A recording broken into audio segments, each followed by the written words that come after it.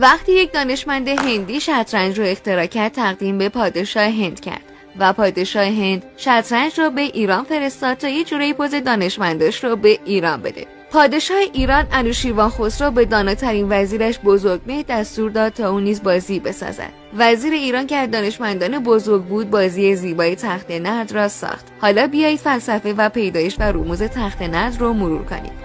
30 مهره نشانگر 30 شبانه روز یک ماه، 24 خانه نشانگر 24 ساعت شبانه روز، 4 قسمت زمین، 4 فصل سال، 5 دسته بازی، 5 وقت یک شبانه روز، 2 رنگ سیاه و سپید شب و روز. هر طرف زمین 12 خانه دارد، 12 ماه سال. تخت نرد، کره زمین، زمین بازی، آسمان، تاس، ستاره بخت و اقبال، گردش تاسها، گردش ایام، مهره ها، انسان، حرکت مهره در زمین، حرکت انسان ها، برداشتن مهره در پایان هر بازی، مرگ انسان ها. بفرست برای دوستات تا اونا بدونن.